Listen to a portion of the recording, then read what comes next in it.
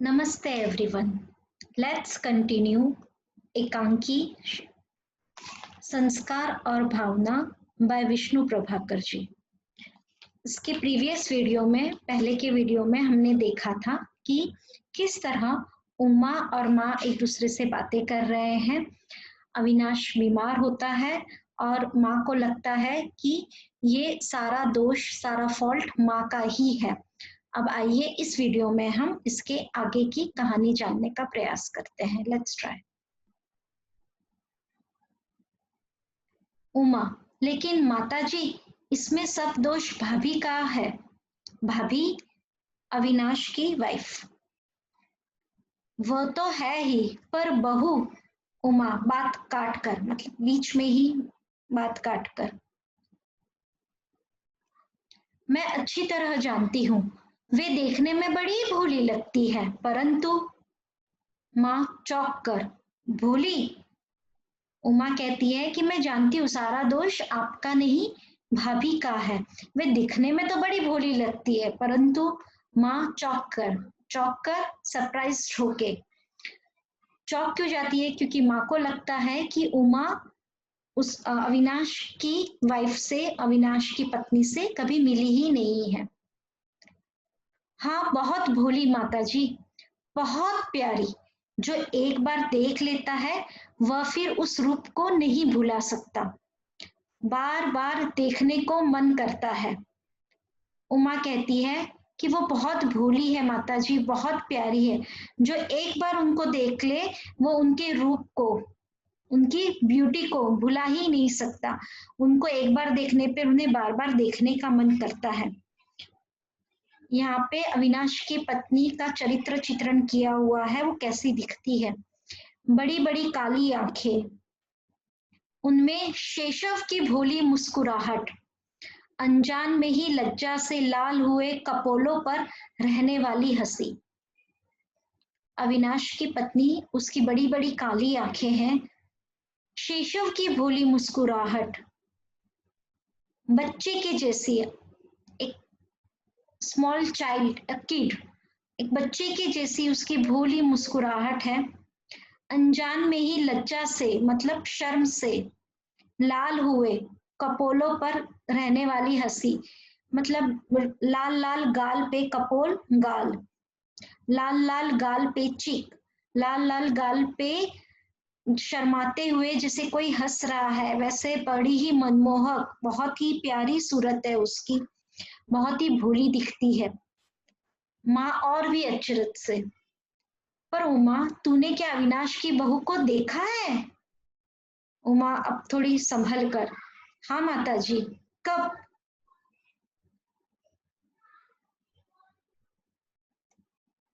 एक दिन जब अ, एक दिन जब आप उनसे गुस्सा होकर बहुत दुखी हो रही थी, तब मैं भाभी के पास गई थी। दोपहर का समय था, आप सो गई थी।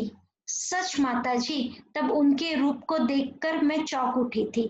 उमा बताती है कि एक बार जब आप गुस्सा होकर बहुत दुखी हो रही थी और फिर आप तो सो गए थे, पर दोपहर का टाइम था, दोपहर आफ्टरनून, दोपहर का समय था, तब मैं उनको मिलने गई थी और उनके रूप को, उनकी ब्यूटी को, उनकी पर्सनालिटी को देखकर मैं चौंक उठी थी।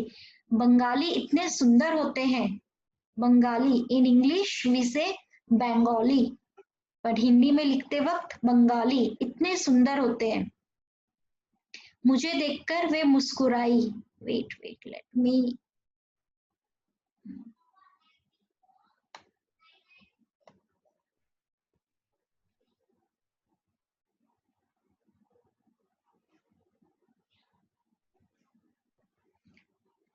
मुझे देखकर वे मुस्कुराई, फिर गले में आंचल डालकर प्रणाम किया। और जब मैंने अपना परिचय दिया, अपना इंट्रो दिया, मैं कौन हूं ऐसा परिचय देना, तो वह गदगद हो उठी। गदगद हो उठी, खुश हो जाना। मुझे छाती से लगा दिया, छाती से लगा लिया, गले से लगा लिया, हग किया, अच्छे से टाइट हग। मुझे देखकर वह मुस्कुराई, फिर गले में आंचल डालकर प्रणाम किया। मतलब उन्होंने जब वो मुझे देखा तब उन्होंने मुझे एक वार्म वेलकम दिया और जब मैंने अपना इंट्रोडक्शन दिया तब वे बहुत खुश हो गई थी और उन्होंने मुझे गले से लगा लिया। माँ, बड़ी विस्मय का स्वर, विस्मय का स्वर, पर तूने मुझे कभी नहीं बताया, थोड़ा आश्चर्य होकर, कि तूने मुझे नहीं बताया, बताना ही नहीं चाहती थी। क्यों? क्योंकि मैं उनसे लड़ने गई थी। भौचक मतलब हैरान होकर, लड़ने गई थी। अब उमा नहीं बताना चाहती थी माँ को, क्योंकि उसे लगता था कि अगर उसने माँ को बता दिया तो माँ उनसे नाराज हो जाएगी, क्योंकि माँ ने ही अविनाश की पत्नी को स्वीकारा नहीं था, क्योंकि वो दूसरे कास्ट की थी, दूसरी जाति की थी। इसलिए उमा ने माँ को दुख ना हो ये सोच के मैं उनसे मिलने गई थी, ये बात उन्हें नहीं बताई थी। जी हाँ, मैं उनसे लड़ने गई थी, क्योंकि वे आपके दुख का कारण थी। वे ना होती तो बड़े भैया आपसे अलग कैसे होते, यही बात मैंने उनसे भी कह दी थी। उमा को लगता है कि बड़े भैया मतलब अविनाश माँ से अलग इसलिए हुए क्योंकि उनकी जिंदगी में उनकी वाइफ आ गई थी। अगर वो नहीं आती तो पुत्र और माँ दोनों एक दूसरे से अलग नहीं होता, तो उनके दुखों का कारण है अविनाश की पत्नी। माँ उत्सुकता से मतलब आगे क्या हुआ वो जानना है अब उसे। सच? जी हाँ। तब तब पहले तो वो मेरी बात सुनकर मुस्कुरा दी, फिर बोली, इसमें मेरा क्या दोष है? यह तो वो बोली, कौन बोली? अविनाश की पत्नी, कि थोड़ा सा पहले मुस्कुराई और फिर हल्के से बोला कि इसमें मेरा क्या दोष है?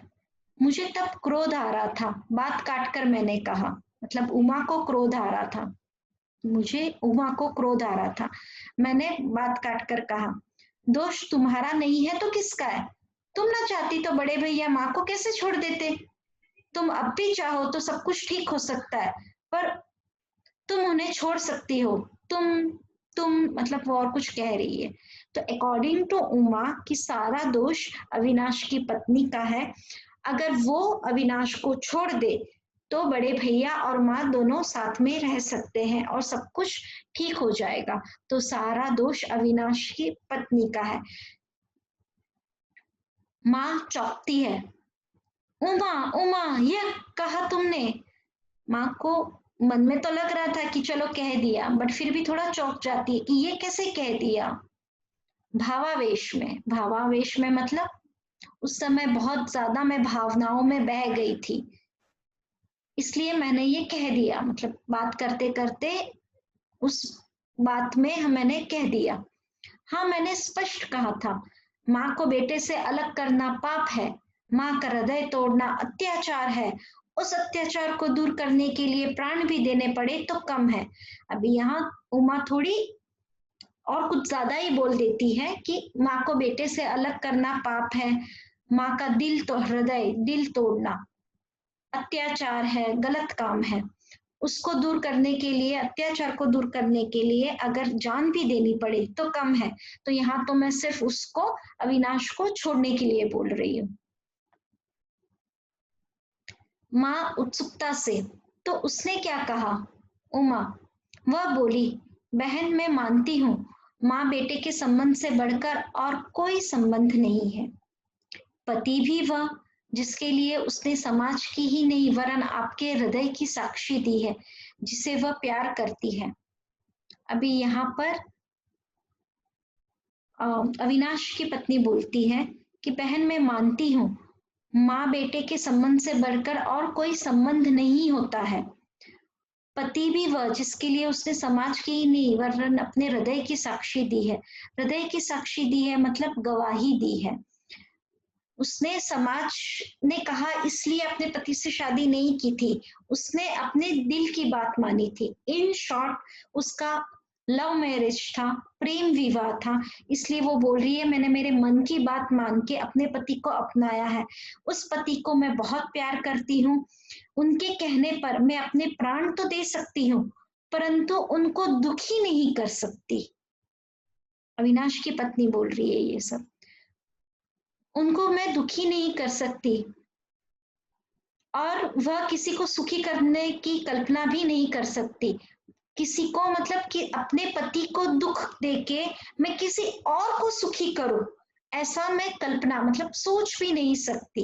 जैसे उमा बोल रही थी कि आप अपने पति को छोड़ दो तो सब ठीक हो जाएगा, तो वो बोल रही है कि मैंने तो अपने मन से उनको स्वीकारा है, तो उनको दुखी करके उनको छोड़ के मैं किसी और को सुखी नहीं कर सकती। करेगी तो वह पापिन है। मतलब उमा बोल रही है ये सब कि अगर वो कह रही थी अविनाश की पत्नी कि अगर वो ऐसा करती है तो वो पापिन है। सोचो, तुम स्वयं पत्नी हो। तो अविनाश की पत्नी उमा से बोल रही है कि तुम स्वयं भी तो पत्नी हो, यद्यपि तुमने मेरी तरह पति का वरण नहीं किया, फिर भी तुम उन्हें प्यार करती हो। मतलब तुमने खुद के मन से पति का चयन नहीं किया है, मतलब प्रेम विवाह नहीं किया है, एज तुम्हारा अरेंज मैरिज हो सकता है, फिर भी तुम अपने पति को बहुत प्यार करती हो। तो अगर तुम्हें कोई बोलेगा कि अपने पति को छोड़ दो, तो तुम क्या ऐसा कर सकती हो? मुझे ये बात बुरी लगी उमा को। उमा कह रही है मुझे ये बात बुरी लगी। मैंने कहा सब पत्नियां अपने पतियों को प्यार करती है, मैं भी करती हूँ, प्राणों से अधिक प्यार करती हूँ।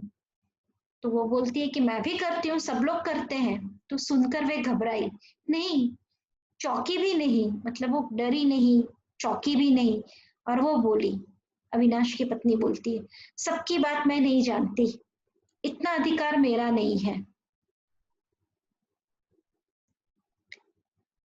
पर मैं जानती हूँ तुम अपने पति को प्यार करती हो, तभी तो यहाँ आई हो। अविनाश की पत्नी कहती है कि सब अपने पति को प्यार करते नहीं करते मुझे सबका नहीं पता, पर मुझे पता है कि तुम अपने पति को बहुत प्यार करती हो और इसलिए तुम आई हो। मैं अतुल को भी जानती हूँ, उनका भाई है वह भी। अतुल उमा का पति, अविनाश का छोटा भाई। तो अविनाश की पत्नी बोलती है मैं अतुल को भी जानती हूँ, वो उनका भाई है, कई बार मेरे पास आया है। अब माँ है चौंक कर बोलती है, अतुल वहां गया है? उमा, हाँ माता जी, उन्होंने यही कहा था, उन्होंने यही कहा था। मुझे भी अचरज हुआ, मैंने पूछा वे यहाँ आते हैं? वे अतुल, क्या अतुल यहाँ आते हैं? हंसकर बोली डरो नहीं, वे भाई के पास नहीं आते, दफ्तर के काम से आते हैं। तो अविनाश की पत्नी बोलती है डरो नहीं, वे अपने बड़े भाई के पास नहीं आते, बट ऑफिस रिलेटेड जो वर्क होता है उसके लिए आता है, मतलब ऑफिशियली आते हैं। तुम्हारी बातें उन्होंने ही मुझे बताई है, मैं जानती हूँ तुम उन्हें प्यार करती हो। तुम्हारी बातें उन्होंने ही मुझे बताई है, मैं जानती हूँ कि तुम उन्हें बहुत प्यार करती हो। सोचो तो कोई तुमसे कहे तुम अतुल को छोड़ दो क्योंकि उनकी माँ या उनका परिवार इस विवाह से नाराज है, तो क्या तुम? मैं आगे ना सुन सकी, मैंने चिल्लाकर कहा भाभी बस करो, पर उन्होंने पूरी बात करके दम लिया। बोली तो क्या तुम उन्हें छोड़ दोगी, बोलो। उमा पूरा बात बता रही है कि किस तरह अविनाश की पत्नी ने उन्हें बताया कि अतुल भी यहाँ आते हैं, मैं उनको मुझे पता है, और उमा अपने पति से प्यार करती है। अगर कोई उमा को बोले कि तुम अपने पति को छोड़ दो तो उसके परिवार वाले खुश हो जाएं, तो क्या उमा छोड़ पाएगी? ये सोच के उमा को थोड़ा सा चिल्ला कर बोलती है कि भाभी बस करो, अब ऐसा सब मत बोलो। तो भाभी यहाँ पे उसे समझाने का प्रयास कर रही है। तब मैंने त्रस्त होकर कहा था नहीं भाभी, मैं नहीं छोड़ सकूंगी, चाहूं तब भी नहीं। तो उमा का आंसर था नो, मैं नहीं छोड़ सकूंगी, अगर मैं चाहूं तब भी नहीं कर सकती। तो सुनकर भाभी मुस्कुराई, कहने लगी अच्छा अब छोड़ो इन बातों को।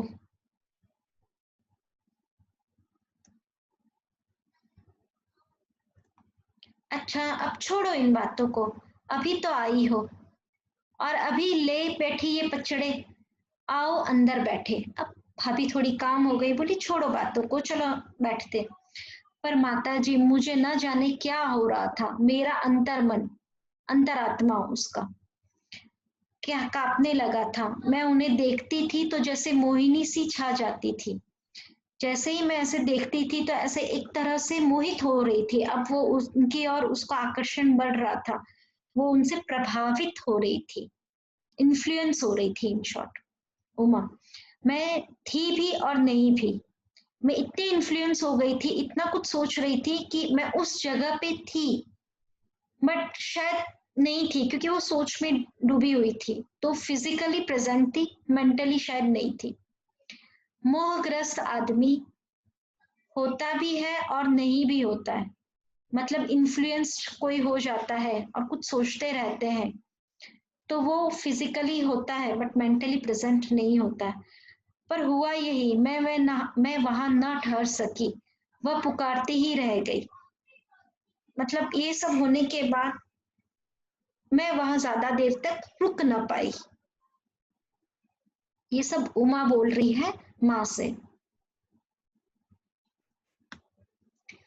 माँ स्वप्न से जागकर, स्वप्न मतलब ड्रीम, तो क्या सपना देख रहे थे? नहीं, बट जिस तरह से उमा ने पूरा एक सीन उनको नरेट किया था तो उनको लगा था कि कुछ वो सच में सुन रही है, उस वहां पे उस दृश्य के समय थी। तो वो बोल रही है कि स्वप्न से जागकर मतलब अब रियलिटी में आके। तो तुम चली आई? हाँ, गंभीर वेदना सा स्वर। उमा, पर तुम वहां हो तो आई। अब माँ बोल रही है, तुम वहां हो तो आई उमा, तुम मिल तो आई। अतुल भी जाता है, मतलब छोटा बेटा भी जाता है। तुम सब जाते हो, सब लोग जा रहे हो। तुम तो निर्मम हो और मैं मोह ममता में फंसी हुई हूँ। उसकी सूरत को तरसती हूँ। कैसी उल्टी बात है। Now let's try to understand this. According to माँ, उमा मिल रही है, अतुल भी जाके मिल रहा है, और मिल कौन नहीं रहा है? माँ। और माँ को लगता है कि सब लोग निर्मम है।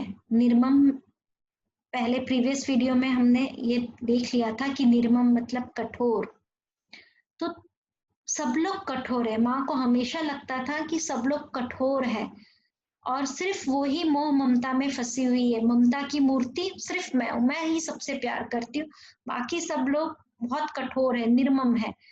और मैं आज अविनाश की और उसकी अविनाश की सूरत को देखने के लिए भी तरस रही हूँ, और मैं मिलना चाहती हूँ और मैं मिल नहीं पा रही हूँ, और तुम लोग तो कठोर हो और तुम लोग मिलके आ गए हो। तो ये कैसी उल्टी बात है, ये कितना अपोजिट है। I think this is very clear to you कि माँ मिलना चाहती है पर मिल नहीं पा रही है, और बाकी लोग कठोर है पर वो फिर भी जा जाके मिल आए हैं। तो ये कैसी उल्टी बात है। उमा, क्षमा का स्वर। क्षमा, फीलिंग सॉरी। पर माताजी, हम क्या उनसे मिलने गए थे? हम तो, एक तरह से बात को संभाल रही है कि हम उनसे मिलने नहीं गए थे, हम तो शायद किसी और चीज के लिए गए थे, या रोकने के लिए या समझाने के लिए। वैसे आई होप यहाँ तक आप लोग को ये एकांकी समझ में आ गई है।